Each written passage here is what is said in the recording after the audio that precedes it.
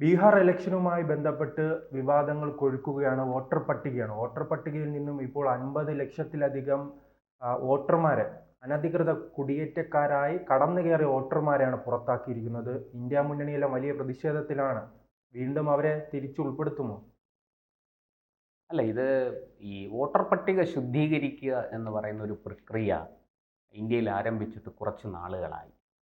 തെരഞ്ഞെടുപ്പ് കമ്മീഷൻ അത് പല സ്ഥലങ്ങളിലും വളരെ കൃത്യമായിട്ട് ഈ വോട്ടർ പട്ടിക ശുദ്ധീകരിക്കാനുള്ള കഠിന പരിശ്രമത്തിലാണ്. അവർ അത് കണ്ടെത്തി കൃത്യമായിട്ട് സർക്കാരിന് വിവരങ്ങൾ കൊടുക്കുകയും ഈ വോട്ടർ പട്ടികയിൽ എന്തൊക്കെയാണോ ഈ അനധികൃതമായി കടന്നുകൂടിയിരിക്കുന്നത് അല്ലെങ്കിൽ തെറ്റുകൾ സംഭവിച്ചിരിക്കുന്നത് അതൊക്കെ തിരുത്താനും മാറ്റാനും വേണ്ടുന്ന നടപടികളുമായിട്ട് മുന്നോട്ട് പോവുകയാണ്. ഇപ്പോൾ നമുക്കറിയാം, ബീഹാർ തെരഞ്ഞെടുപ്പിൻ്റെ പശ്ചാത്തലത്തിൽ വളരെ കൃത്യമായിട്ട് ബീഹാറിലെ ഈ വോട്ടർമാർ പൗരത്വം തെളിയിച്ചുകൊണ്ട് മുന്നോട്ട് പോകണം. അത് 2003 ശേഷം ജനിച്ചവർക്കാണ്, അല്ലെങ്കിൽ 2003 ശേഷം ഈ voter ID card, Aadhaar card ഒക്കെ എടുത്തവരാണല്ലോ. 2003 ശേഷമാണല്ലോ ഇതെല്ലാം വരുന്നത്, ഈ ആധാർ കാർഡൊക്കെ വരുന്നത്. അപ്പോൾ അതൊക്കെ പരിശോധിച്ച് അതിൻ്റെ അടിസ്ഥാനത്തിൽ കൃത്യമായിട്ട് നിർണയിച്ച് മുന്നോട്ട് പോവുകയാണ്. അപ്പോൾ അവിടെ 52 ലക്ഷം പേരിലധികം 52 ലക്ഷത്തിലധികം പേർ വോട്ടർ പട്ടികയിൽ നിന്ന് പുറത്തായിരിക്കുകയാണ്. ഇതിൻ്റെ രസകരമായ കണക്ക് വന്നിട്ടുണ്ട്. ഈ പ്രാഥമിക പരിശോധനയിൽ തന്നെ 18.86 ലക്ഷം വോട്ടർമാർ മരിച്ചവരാണ്, അതായത് ഇപ്പോൾ ജീവിച്ചിരിപ്പില്ല, അവരുടെ പേരുകൾ അത്രയും വെട്ടി. അടുത്തതായിട്ട് 26.01 ലക്ഷം പേർ സ്ഥിരമായി മണ്ഡലങ്ങൾ മാറി. അതായത് ഇവരൊരു മണ്ഡലത്തിൽ കഴിഞ്ഞിരുന്നവർ, ആ മണ്ഡലത്തിൽ താമസിച്ചിരുന്നവർ, അവർ മണ്ഡലം മാറി. അങ്ങനെ മാറിയ 26 ലക്ഷം പേരുണ്ട്. അപ്പോൾ അത് ക്ലിയർ ചെയ്തു. പിന്നെ അപ്പോൾ അവർക്ക് സ്വാഭാവികമായിട്ടും ഈ മണ്ഡലത്തിൽ നിന്ന് മാറി മറ്റൊരു മണ്ഡലത്തിൽ പോയി അവിടെ വോട്ടുണ്ട്, പക്ഷേ ഇവിടെയും വോട്ട് കിടക്കുകയാണ്. അപ്പോൾ അത് ഇവിടെ നിന്ന് അത് നീക്കം ചെയ്തപ്പോൾ 26 ലക്ഷം പേരാണ് അതിൽ കുറവ് വന്നത്.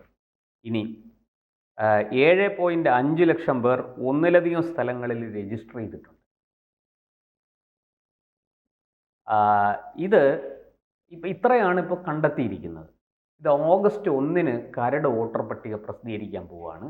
അപ്പോൾ കരട് വോട്ടർ പട്ടിക പ്രസിദ്ധീകരിച്ചതിന് ശേഷം പരാതികൾ രേഖപ്പെടുത്താം, പരാതികൾ കൊടുക്കാം, അതിന്മേൽ നടപടി സ്വീകരിക്കും.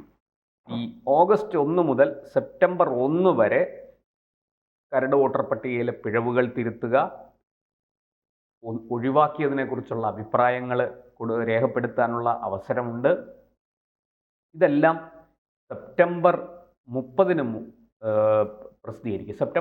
ആഗസ്റ്റ് 1 തൊട്ട് സെപ്റ്റംബർ 1 വരെയാണ് കരട് വോട്ടർ പട്ടികയിലെ ആക്ഷേപങ്ങളും പരാതികളും ഒക്കെ കേൾക്കുന്നത്.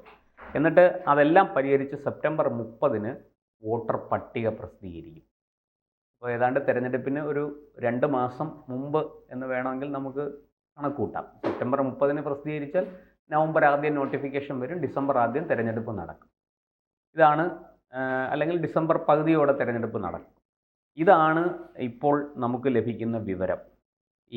അതിൽ പിന്നെ വോട്ടർ പട്ടികയിൽ ഏതാണ്ട് 7 കോടി ആൾക്കാരിൽ 6 കോടിയിൽ പരം ആൾക്കാർ വളരെ കൃത്യമായിട്ട് അവരുടെ തെരഞ്ഞെടുപ്പ് രേഖകളെല്ലാം കൊടുക്കുകയും ഫോം ഫില്ല് ചെയ്ത് കൊടുക്കുകയും ഒക്കെ ചെയ്തിട്ടുണ്ട്.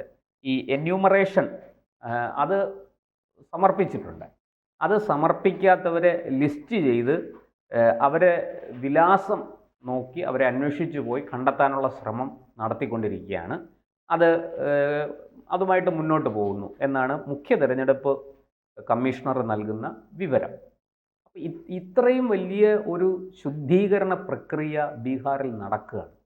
നമ്മൾ മനസ്സിലാക്കേണ്ടേ, ഈ ഇന്ത്യൻ ജനാധിപത്യം എന്ന് പറയുന്നത് ലോകോത്തരമായ, ലോകത്തിന് മുഴുവനും മാതൃകയായ ഒരു ജനാധിപത്യമാണ്. നമ്മളൊന്ന് ആലോചിക്കണം, ഒരു ബഹുസ്വര സമൂഹം, വിവിധ ഭാഷകൾ സംസാരിക്കുന്നു, വിവിധ ആചാരങ്ങൾ, വിവിധ അനുഷ്ഠാനങ്ങൾ, അല്ലേ?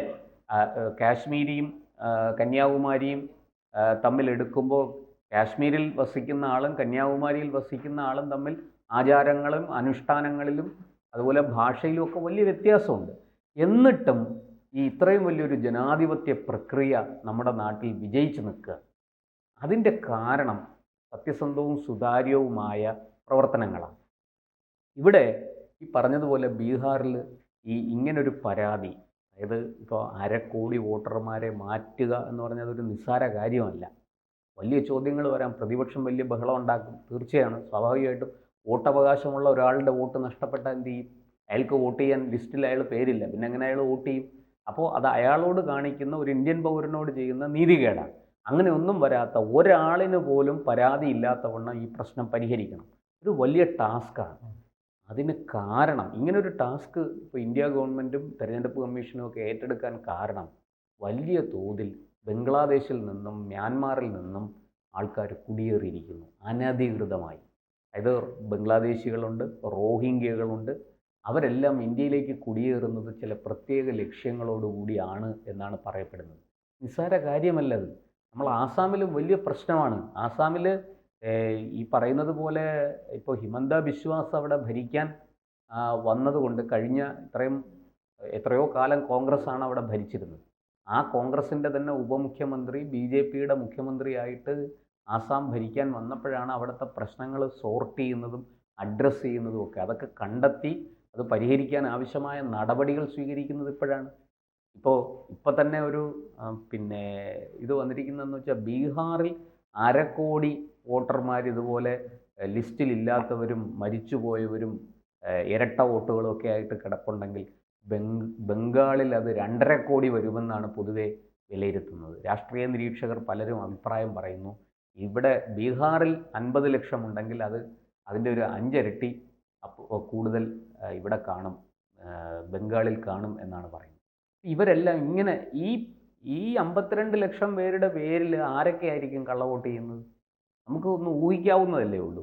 ഈ പറയുന്നത് പോലെ അവിടെ കടന്നുകൂടിയിരിക്കുന്ന ഈ റോഹിംഗ്യകളും ബംഗ്ലാദേശികളും ഒക്കെ ഈ മരിച്ചുപോയവരുടെ പേരിലും അല്ലെങ്കിൽ ഇരട്ട വോട്ടുള്ള ആൾക്കാരുടെ പേരിലും ഒക്കെ അവിടെ വന്ന് വോട്ട് ചെയ്യാൻ സാധ്യതയില്ലേ? പിന്നെ എന്തിനാണ് ഈ പ്രതിപക്ഷം ഈ ബഹളം ഉണ്ടാക്കുന്നതെന്ന് എനിക്ക് മനസ്സിലാകുന്നില്ല. എന്തായാലും ഒരു കാര്യം സത്യമാണ്, ബീഹാർ വെടിപ്പാക്കും എന്നുള്ള കാര്യത്തിൽ സംശയമില്ല. തെരഞ്ഞെടുപ്പ് കമ്മീഷൻ വളരെ കർശനമായ നടപടികളുമായിട്ട് മുന്നോട്ട് പോവുകയാണ്. ഇതിനെതിരെ സുപ്രീം കോടതിയെ വരെ പലരും സമീപിച്ച് നോക്കി. അവിടെ ഒന്നും ഒരു രക്ഷയും കിട്ടുന്നില്ല. സുപ്രീം കോടതി ഈ കാര്യത്തിൽ ഇടപെടില്ല. ഇതിൻ്റെ തുടക്കം മുതൽ തന്നെ ഞാൻ ആദ്യം സൂചിപ്പിച്ചതുപോലെ തന്നെ ഇന്ത്യ മുന്നണി വലിയ രീതിയിൽ വിമർശനമുണ്ടായിരുന്നു. അപ്പോൾ ആളുകൾ പറഞ്ഞിരുന്നു ഇതെന്തോ ശരിയായ നിലപാടിലേക്കാണ് തെരഞ്ഞെടുപ്പ് കമ്മീഷൻ പോകുന്നതെന്ന് പറഞ്ഞപ്പോൾ അവസാനം അത് സത്യമായി അങ്ങനെയാണ്. കാരണം ഈ രാഹുൽ ഗാന്ധിയും കൂട്ടരും എന്തിനെയാണോ എതിർക്കുന്നത് അത് നമ്മുടെ രാജ്യത്തിന് ആവശ്യമുള്ളതായിരിക്കും, നമ്മുടെ രാജ്യത്തിൻ്റെ ജനാധിപത്യ പ്രക്രിയയെ ശക്തിപ്പെടുത്തുന്നതായിരിക്കും. അവരുടെ ഉദ്ദേശം മുഴുവനും അതിനെ ദുർബലമാക്കുക എന്നുള്ളതാണ് എന്ന് പൊതുവേ ആക്ഷേപമുണ്ട്. അത് BJPക്ക് മാത്രമല്ല ആക്ഷേപമുള്ളത്. ഇതൊക്കെ ഞാൻ പറയുന്നത്, ഇത് ഏതെങ്കിലും ഒരു കൂട്ടം ഉദ്യോഗസ്ഥർ വിചാരിച്ചാൽ ഒരാളിൻ്റെ വോട്ട് നഷ്ടപ്പെടുത്താൻ പറ്റും. പക്ഷേ ഇങ്ങനെ ലക്ഷക്കണക്കിന് ആൾക്കാരുടെ വോട്ട് നഷ്ടപ്പെടുത്താൻ പറ്റുമോ? അത് സാധിക്കുമോ? അതത്ര എളുപ്പമാണോ? ഈ രാജ്യത്ത് മാധ്യമങ്ങളുണ്ട്, കോടതികളുണ്ട്, സംവിധാനങ്ങളുണ്ട്, അല്ലേ? അപ്പോൾ ഇത്രയും ലക്ഷക്കണക്കിന് വോട്ടർമാരുടെ ഇത് വരുമ്പോൾ അവരുടെ വോട്ടവകാശം നഷ്ടപ്പെടുത്തുന്നു എന്ന് പറയുന്നതിന് യുക്തിയില്ല. അത് യുക്തിഭദ്രമല്ല. മറിച്ച് ഈ പറയുന്ന പോലെ ഇത്രയും മരിച്ചുപോയ ആൾക്കാർ വോട്ടർ പട്ടികയിൽ തുടരുന്നു. ക്ലറിക്കൽ മിസ്റ്റേക്ക് ആകാം, സമയത്തിന് മരണം റിപ്പോർട്ട് ചെയ്തിട്ടുണ്ടാവില്ല. നമുക്കൊക്കെ അറിയാമല്ലോ ഇവിടെ കേരളത്തിൽ എങ്ങനെയാണ് നടക്കുന്നത്. ഒരാൾ മരിച്ച അപ്പം തന്നെ നമ്മൾ തദ്ദേശ സ്ഥാപനത്തിൽ രജിസ്റ്റർ ചെയ്യും, അല്ലേ? അത് കോർപ്പറേഷൻ ആണെങ്കിൽ കോർപ്പറേഷൻ, പഞ്ചായത്താണെങ്കിൽ പഞ്ചായത്ത്, മുനിസിപ്പാലിറ്റി ആണെങ്കിൽ മുനിസിപ്പാലിറ്റി. വളരെ കൃത്യമായിട്ട് അതിൻ്റെയൊക്കെ കണക്കുകൾ കേരളത്തിലുണ്ട്. കേരളം ഇക്കാര്യത്തിൽ ഒരു മാതൃകയാണ്. പക്ഷെ അതുപോലെയല്ല ബീഹാറിലൊക്കെ. അവിടെ എത്രയോ കാലം ആവശ്യത്തിന് ഉദ്യോഗസ്ഥരോ ഒന്നുമില്ലാതെ പഞ്ചായത്തി രാജ് പോലും വന്നിട്ട് പോലും പ്രോപ്പറായിട്ട് തിരഞ്ഞെടുപ്പ് നടക്കുകയോ ഭരണ സംവിധാനം ഉണ്ടാകുകയൊന്നും ചെയ്തിട്ടില്ല. ഈ പഞ്ചായത്ത് തലവൻ ഒരു സർപ്പഞ്ച് ഉണ്ടാകും. ആ സർപ്പഞ്ച് കാലങ്ങളായിട്ട് തുടരുകയാണ്. അയാൾ മരിച്ചു കഴിയുമ്പോൾ അയാളുടെ മകൻ അല്ലെങ്കിൽ മകളുടെ ഭർത്താവ് സർപ്പഞ്ചാവും. ഇങ്ങനെ അങ്ങ് പോവുകയാണ്. അതിനൊക്കെ ഒരു മാറ്റം വന്നത് നിതീഷ് കുമാർ അവിടെ ഭരിക്കാൻ വന്നതിന് ശേഷമാണ്. ജനാധിപത്യം എന്താണെന്ന് അവിടുത്തെ ജനങ്ങൾക്ക് മനസ്സിലായത് നിതീഷ് കുമാർ അവിടെ ഭരിക്കാൻ വന്നതിന് ശേഷം. ജംഗിൾ രാജായിരുന്നല്ലോ. അതെ, കൂട്ടത്തോടെ ഗുണ്ടകൾ വരും, കാട്ടാള ഭരണം അതായിരുന്നു. തെരഞ്ഞെടുപ്പ് കാലത്ത് ഈ പോളിംഗ് ബൂത്ത് കയ്യേറി അവരോട് ഇഷ്ടക്കാരെ ജയിപ്പിക്കുക. അത് ഒരു വിഭാഗം മാത്രമല്ല. ഈ ദളിത് വിഭാഗത്തിൽ പെടുന്നവരും അത് ചെയ്തിരുന്നു, സവർണ വിഭാഗത്തിൽ പെടുന്നവരും അത് ചെയ്തിരുന്നു. ഈ ക്ഷത്രിയ രൺവീർ സേന എന്നൊക്കെ പറഞ്ഞ ചില ഗ്രൂപ്പുകളുണ്ട്. അവരുടെ സ്ഥാനാർത്ഥിയെ ജയിപ്പിക്കാൻ അവരിങ്ങോട്ട് വരും, ബൂത്ത് കയ്യേറും, ബൂത്ത് പിടിച്ചെടുക്കും, പോളിംഗ് സ്റ്റേഷൻ പിടിച്ചെടുക്കും, അവിടെ നിൽക്കുന്ന പോലീസുകാരെയൊക്കെ ഓടിക്കും. എന്നിട്ട് അവർ ഈ ഇതെടുത്ത് കുത്തും, മടക്കി ബാലറ്റ് പെട്ടിയിലിടും, അല്ലെങ്കിൽ മറ്റേ ഇത് വന്നു കഴിഞ്ഞപ്പോൾ, നമ്മുടെ വോട്ടിംഗ് മെഷീൻ വന്നു കഴിഞ്ഞപ്പോൾ അവരിതിൽ വോട്ട് ചെയ്യുമായിരുന്നു. അങ്ങനെയൊക്കെ വലിയ രീതിയിൽ തരികിടകൾ നടന്നിരുന്ന ഒരു സ്ഥലമാണ് ബീഹാർ. അതിനാണിപ്പോൾ വലിയ മാറ്റം വന്നിരിക്കുന്നത്. ഈ മാറ്റം വന്നു കഴിഞ്ഞപ്പോൾ ഈ മാറ്റത്തെ ഉൾക്കൊള്ളാൻ ഇവർക്ക് സാധിക്കുന്നില്ല. കാരണം ഇവർ ഈ തരികിടകളൊക്കെ കൊണ്ട് ഇതിനോട് അഡ്ജസ്റ്റ് ചെയ്ത് മുന്നോട്ട് പോയിക്കൊണ്ടിരുന്നവരാണ് പൊതുവെ രാഷ്ട്രീയ പാർട്ടികളെല്ലാം. പക്ഷെ അതിനിപ്പോൾ വലിയ മാറ്റം വന്നിരിക്കുകയാണ്. തീർച്ചയായിട്ടും ഇതൊരു വളരെ എന്താ പറയണ്ടേ, സ്വാഗതാർഹമായൊരു കാര്യമാണ്. ബീഹാർ മാത്രമല്ല, ബംഗാളും ഈ പറയുന്ന പോലെ ആസാമും ഒക്കെ വെടിപ്പാക്കിയേ പറ്റുള്ളൂ. ഇന്ത്യൻ ഭരണം, ഇന്ത്യയിലെ ആനുകൂല്യങ്ങൾ, ഇന്ത്യയുടെ സംവിധാനങ്ങളെല്ലാം ഇന്ത്യൻ പൗരന്മാർക്ക് വേണ്ടിയിട്ടുള്ളതാണ്. അത് അയൽ രാജ്യങ്ങളിൽ നിന്ന് നുഴഞ്ഞു കയറുന്നവർക്കുള്ളതല്ല. അങ്ങനെ ആരും അതും പ്രതീക്ഷിച്ച് ഇങ്ങോട്ട് വരണ്ട. ഇവിടെ വളരെ കൃത്യമായിട്ട് ഈ മണ്ണിൽ ജനിച്ച് വളർന്ന് ജീവിക്കുന്ന ആൾക്കാരെ സംരക്ഷിക്കാനാണ് ഭരണഘടനയും നിയമവും സംവിധാനവും ഭരണവും ഒക്കെ.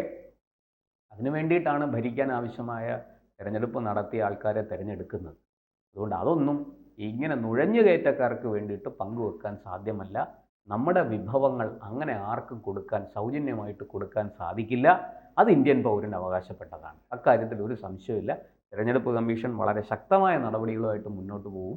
അതിന് യാതൊരു വീഴ്ചയും അതിൽ വരില്ല. ബീഹാർ വെടിപ്പാകും. കൂടുതൽ വാർത്തകളും വിശേഷങ്ങളും നിങ്ങളിലേക്ക് എത്താൻ ABC മലയാളം സബ്സ്ക്രൈബ് ചെയ്യുക, ബെൽ ബട്ടണും അമർത്തുക.